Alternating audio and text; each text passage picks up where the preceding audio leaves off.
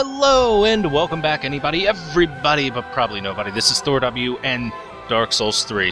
This playthrough is so long overdue. It took so long to get this to work on my computer, and I had to get a new graphics card, but it's time.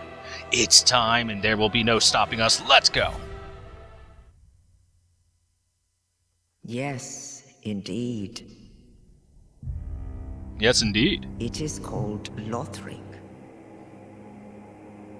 where the transitory lands of the Lords of Cinder converge. Fancy. In venturing north, the pilgrims discover the truth of the old words. Those poor turtle guys, they got it bad, man. Look at them. This place looks like it sucks. Fire fades, and the lords go without thrones.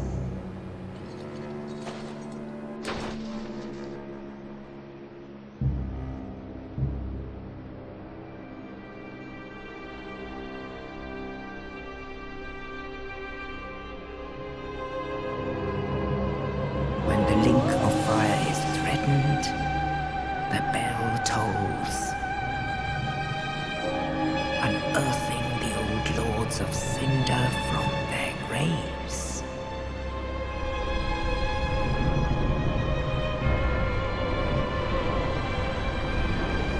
Aldrich, saint of the deep. Ew. He's all gooey. That's gross. Farron's undead legion, the Abyss Watchers. Ooh, look at those guys. There's Bloodborne in my Dark Souls. Look at them. They look like Bloodborne guys, but with, I guess, gauntlets instead of leather armlets. And the reclusive lord of the profaned capital. Well, that's a giant.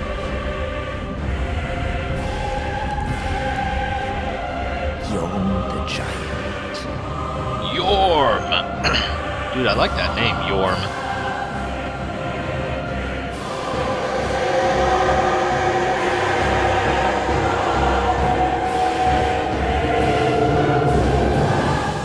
Well, damn, Yorm.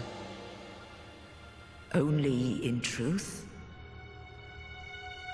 the lords will abandon their thrones.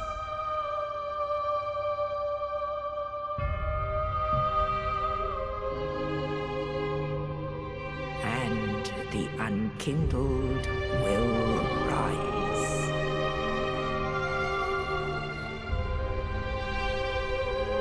Well, she's got a pretty tiara. Nameless, accursed undead, unfit even to be cinder. And so it is that ash seeketh embers.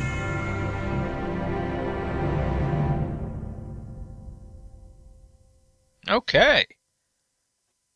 Well, there's our basic... there's our opening, which is a really good opening, because it gives us some lore backstory for the game.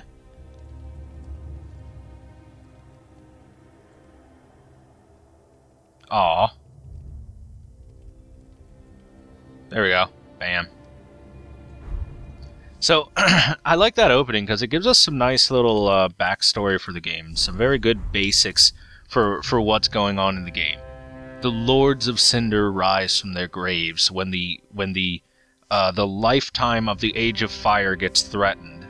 So they rise from their graves in order for the fire to be linked again. And that's basically their entire purpose for existing, is in order to be a part of the ritual of linking the fire and perpetuating the Age of Light. But apparently they don't really want to get down with that, so we're going to have to smack them up a little bit. Alright, so here's our character creation screen. We're going to be a male, we're going to be young, just because I'm a male and I'm young. As simple as that. Although we could be a girl. Changing gender will reset certain changes. Is this okay? Sure. We could be a sexy lady. No, we'll be a guy. We'll just stay a guy.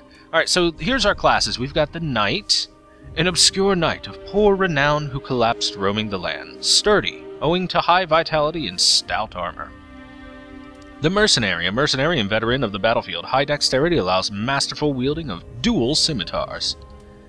The Warrior, descendant of northern warriors famed for their brawn, utilizes high strength to wield a heavy battle axe, which is quite true. He's got a very high base strength.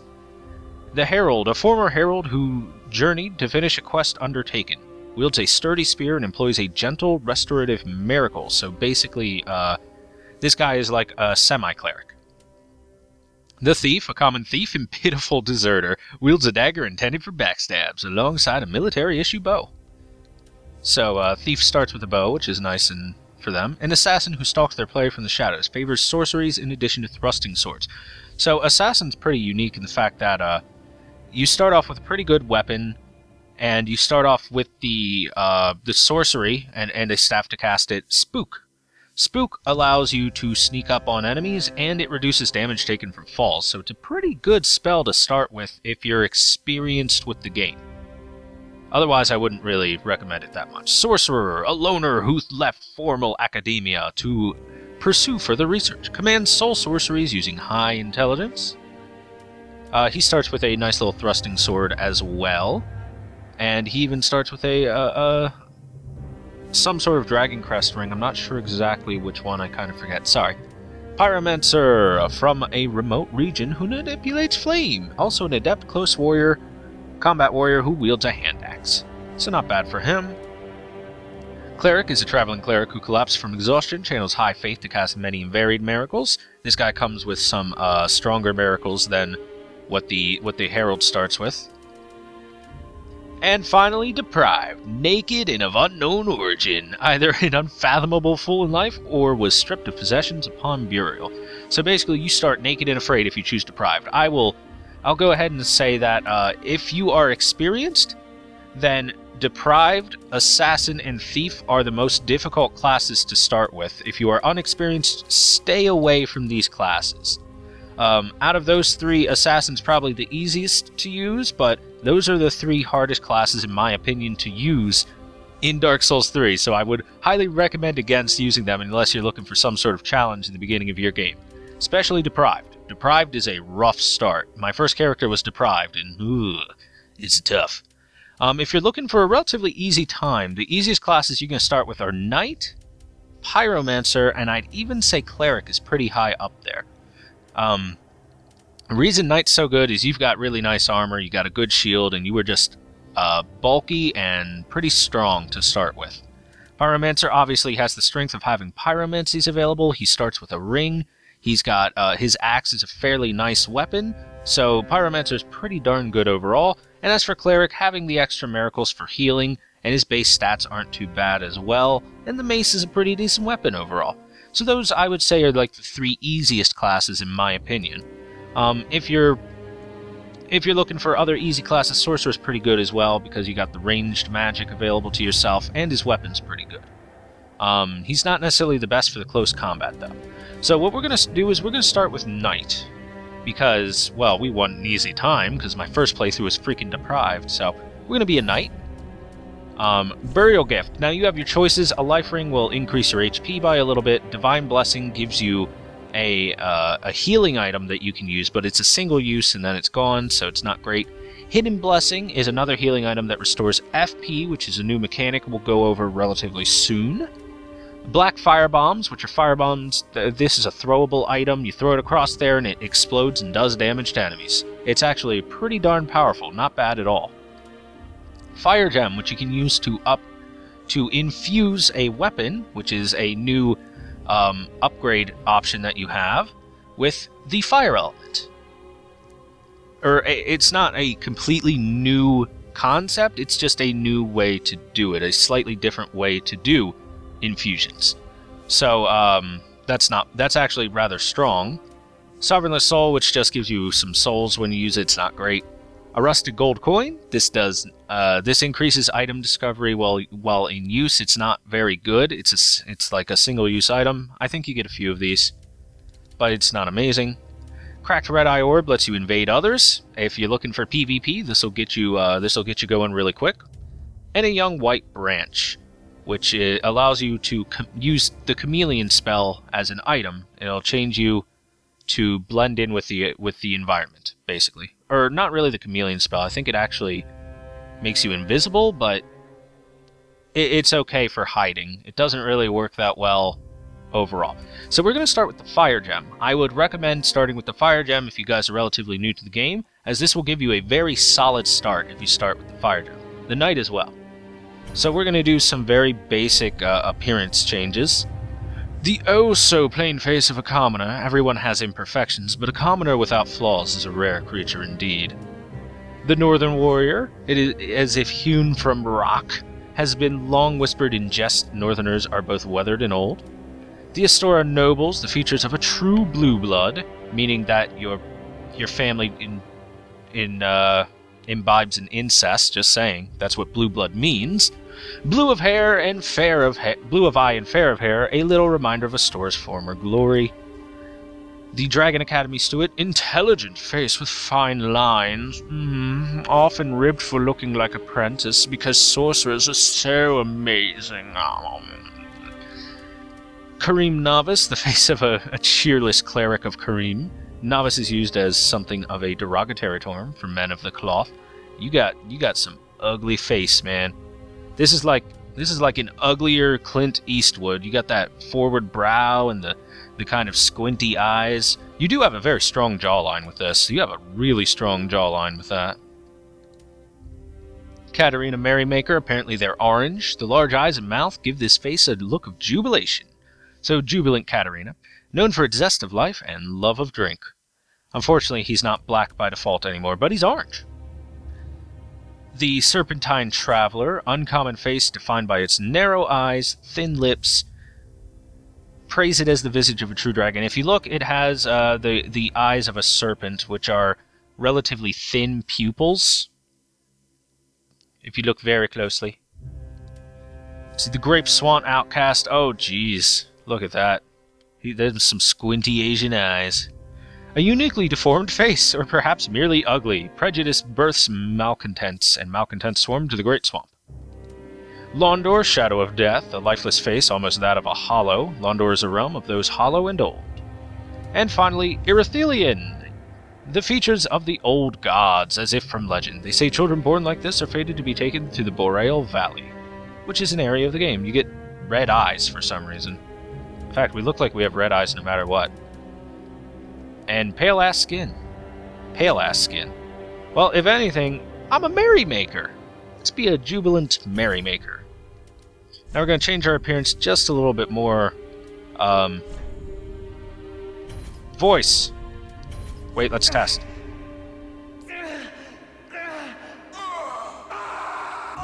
Craigasm.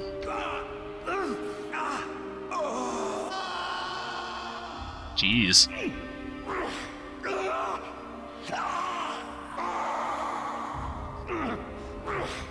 Well, we'll go with the mature voice. I kind of like that.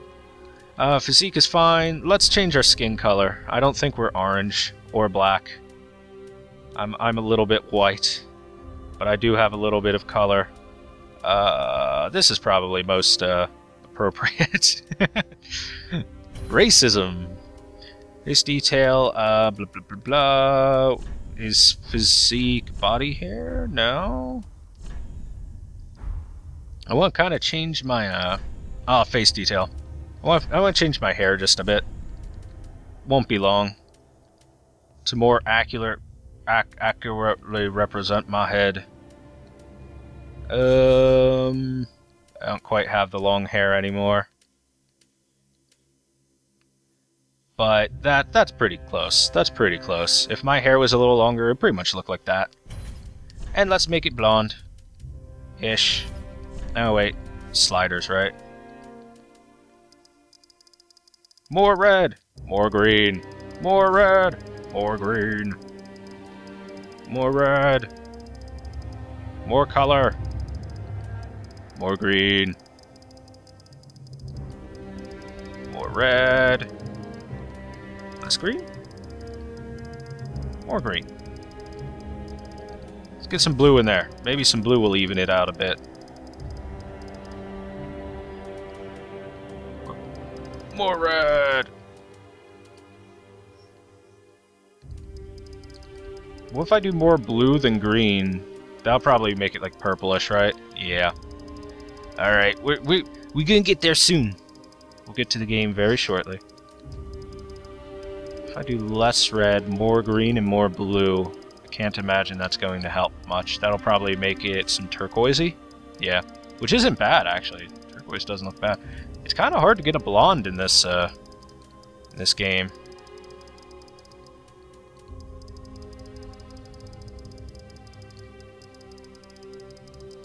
Well, you know what? This is relatively close.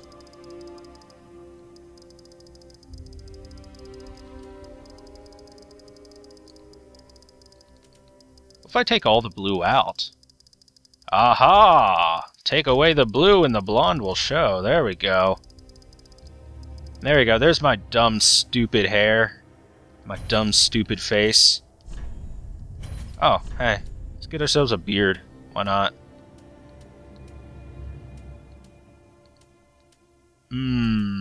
Well, I don't really have much of a beard. I guess that's probably the closest.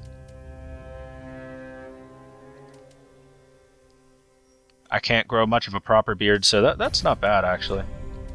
Oh god, do I have to do this with the stupid beard, too? Ugh. Come on. Get out of here, Blue. We need more blonde in my beard.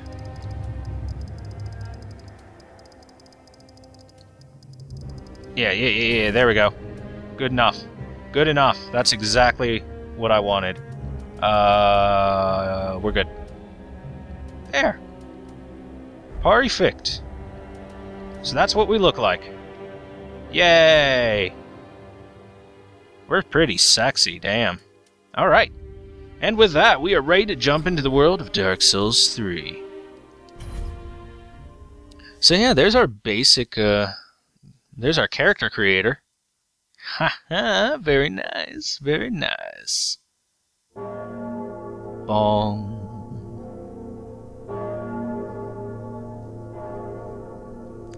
Ding dong. This is like ringing the doorbell to my house. Only I'm in a sarcophagus, or a coffin, I should say, yeah, instead. And dusty as hell.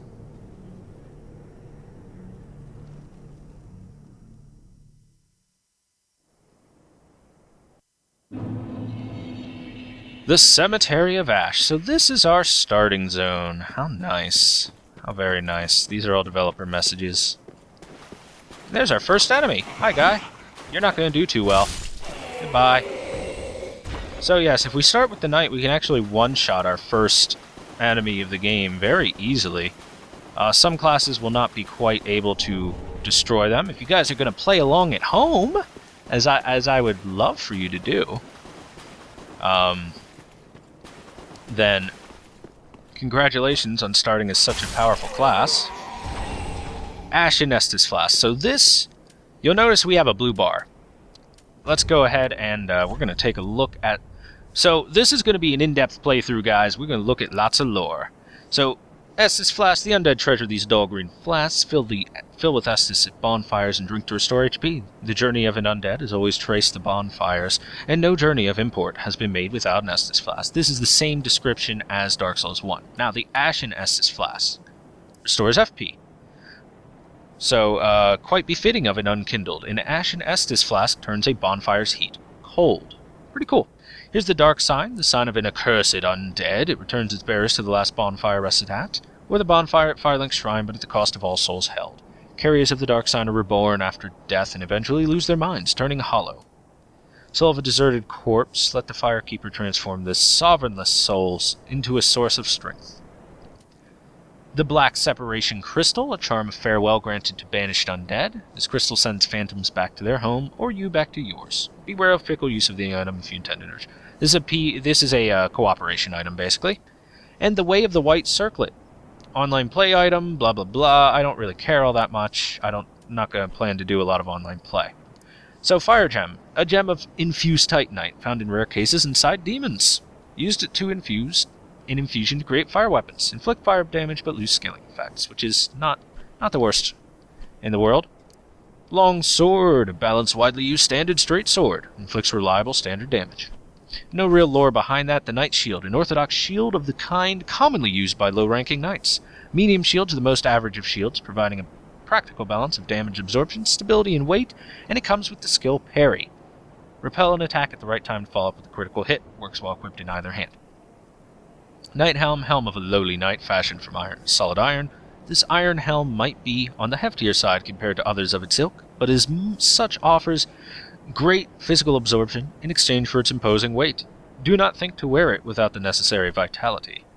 And that's what all the things say there. And that's everything for our items right now. So, let's explain some of the mechanics of the game before we jump too far into it.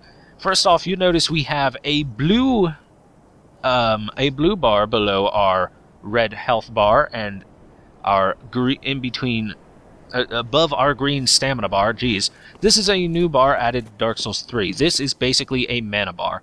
Any action, weapon skills,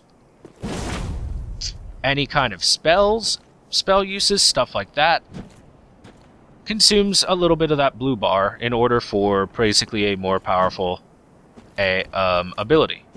For example, that does 119 damage compared to the 73 we do with a normal swing like this. Now, we're also two-handing, but still. Ashen Estus Flask restores that, and that's what it's for. That's the whole point of it. In addition, we have weapon skills. Everything that can be equipped in a hand slot, so shields, staves, swords, clubs, etc., have a weapon skill associated with them. What that means is if you are, if you use the specific L2 or left trigger, if you're an Xbox controller, whatever your button is, if you use that, then you will be able to invoke the weapon skill. It costs a little bit of FP and some stamina to use, but it is a very powerful skill indeed. And that's the new stuff available. So, this is a big, strong enemy. This is a ravenous crystal lizard. You know those crystal lizards that you kill for some nice little upgrade equipment? This is just a big version of it. This is an enemy that you're not supposed to really be able to fight too well right now, but because we have a shield that absorbs 100% physical damage, we're able to do quite well here. Because we can just block his attacks. He's very slow, very Soulsian in that matter. But of course we did take a hit there, so we'll heal up real quick, no problem. I would advise just blocking most attacks. It's a little hard to tell when he's going to attack, but that's an attack. Roll to the side to dodge that. He only has so many attacks available to him. Whenever he rears back like that, he's going to roll forward. You don't want to block that, as it will break through your stamina 100%. Now, if you stagger him like that, you can get a repost hit on for some big damage. And then he's a little vulnerable for a bit. And no problem. For our trouble, we get a Titanite scale. Ravenous Crystal Lizards will always drop a Titanite scale when you kill them, and it's very helpful. To anyone wondering, by the way, I am playing on PC. I mean, that should be a little bit obvious by the fact that I talked about needing a graphics card when I started this, but still. I am most certainly playing on PC, so there might be a little bit of lag and stutter here and there. The game is not very well optimized for PC. It is very much optimized for consoles. So, let's take a look at this nice view. Look at those mountains. They look pretty. Look at that freaking castle up there. Look at that shite. Amazing. This place looks really nice. It's a very good scenic view, and you look up there, another big-ass, basically, that's not really much of a castle. That's more like a cathedral or a church when you look at the architecture of it, which is really nice. And we've got our first bonfire. Hooray! Ah, beautiful. And when you sit, you get the rest emote available to you. So, while we're just walking through this early area, there's some guys to take care of. It's no big deal. I want to talk about the release of Dark Souls 3 has been just an utter debacle. And just a shame how they did it, how FromSoft handled it. So Japan gets the game several weeks early.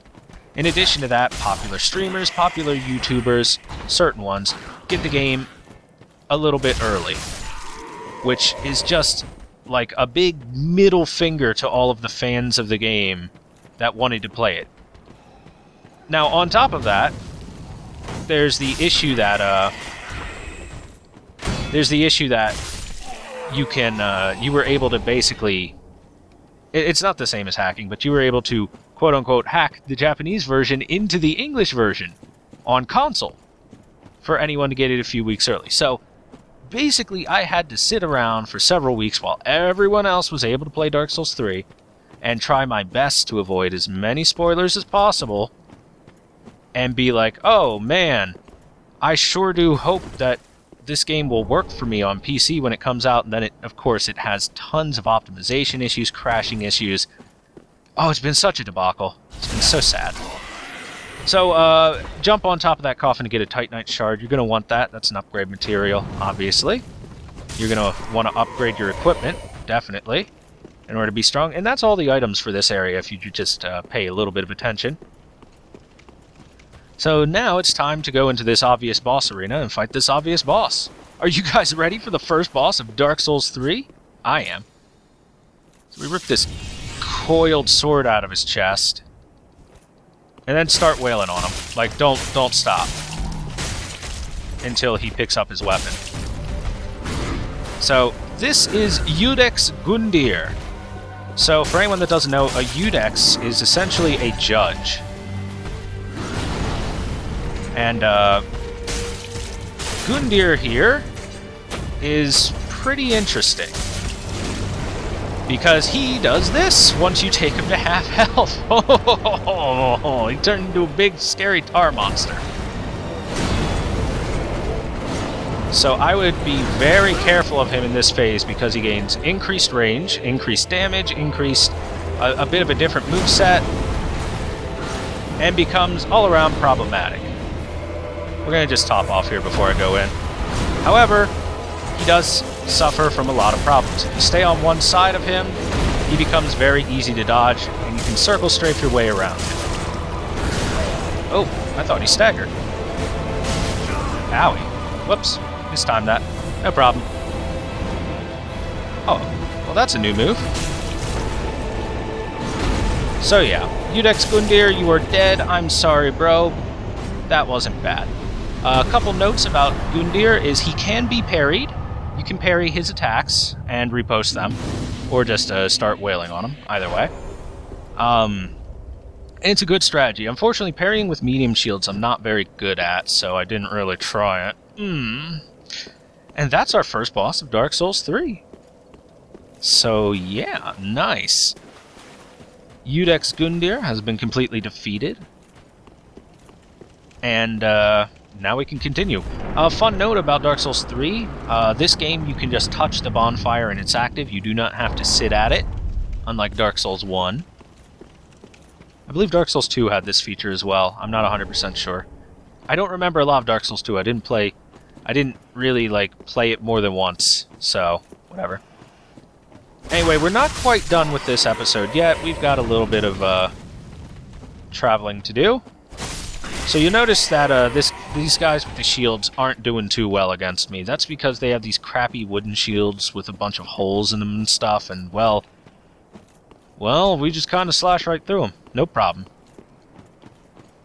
So it's time to enter this building, which is so nice and opulent and beautiful. And it's Firelink Shrine. Oh, that's beautiful. So if you like Dark Souls 1, you guys are going to love Dark Souls 3. You're definitely going to like Dark Souls 3 because there's a lot of references to Dark Souls 1. For example, Firelink Shrine. Hey, girl. Welcome to the bonfire, unkindled one. I am a firekeeper. Yeah, you are. I tend to the flame, and tend to thee. The lords have left their thrones, and must be delivered to them. To this end I am at thy side. Hooray! Ashen One, to be unkindled is to be a vessel for souls. Sovereignless souls will become thy strength. I will show thee how.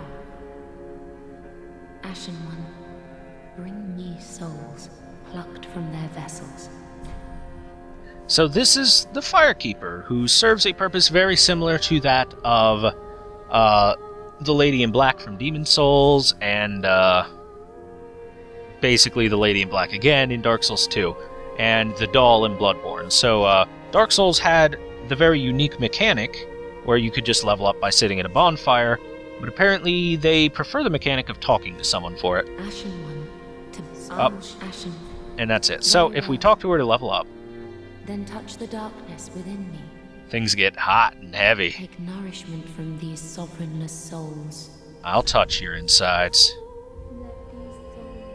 So, this is our level up screen. Vigor goes straight HP. Attunement allows you to get more FP, and it allows more spell slots as you level up. Endurance, this is your stamina bar. It also gives some defense and resistances. Vitality, this allows you, this is mainly for your equip load. That lets you equip heavier, bigger things without having a fat roll. Strength, this is a prerequisite for equipping certain weapons and shields, and helps out with your damage, along with a little bit of defense. Dexterity, same as strength, but this is generally for faster weapons and lighter weapons than strength is. Intelligence, this is for your spells. Faith, this is for your miracles, and some certain weapons for intelligence and faith as well. And finally, luck. Luck is an interesting stat. It increases item discovery, a little bit of defenses and resistances, and luck increases things such as your bleed procs for how fast they go and how much damage they do, and it improves upon that, along with, I believe, poison as well. So if you actually have a weapon that bleeds and you have a high luck stat, it becomes a more effective weapon. So luck actually has a purpose further than item discovery, so it's actually usable instead of completely useless. So I would suggest, if you're a new player, you level up your Vigor and get yourself some health. Get yourself a nice girthy health bar. I'm going to level it up to 18. Ashen One, Ashen. So, Farewell, Ashen One. May the flames guide thee. may the flames guide. With that, we've leveled up a little bit. Let's go ahead, and if we come over here, if you take a look at that, that looks an awful lot like the Lord Vessel from Dark Souls 1. An awful lot. In fact, this looks an awful lot like the entrance to the Kiln of the First Flame. Just this little circular area and everything around that. If you recall, Firelink Shrine was built right above the Kiln of the First Flame. So if anything, this might actually be the entrance to the Kiln from Dark Souls 1. Which is pretty interesting that apparently the cliff kind of dilapidated a bit, but upon the rubble of the old Firelink, they built this very opulent shrine to the kiln. It makes sense too if you take a look around, you see some thrones and everything. So let's embed this coiled sword. Oh, I forgot to look at the description of the coiled sword. Oh well, no problem. That will light this bonfire, and it will activate the bonfire for Firelink Shrine. And with that, I think we're good for episode 1. Now, we didn't get a whole lot accomplished. We went over some items, created our character, and beat the first boss. But we'll get some more done in the next episode. So thank you very much for watching, guys. This is going to be a big in-depth playthrough. We're going to hit on as many things as possible in a playthrough. We're going to do lots of NPC side quests. If you guys have never seen those, we're going to look at as a very large set of items and equipments. We're going to hit on pretty much every spell in the game, every miracle, every pyromancy. So we're going to go pretty in-depth in this playthrough. We're going to do a whole lot, and I hope you guys will enjoy as we journey through Dark Souls 3. Thanks for watching, everyone. I hope to see you on the next one. Bye-bye!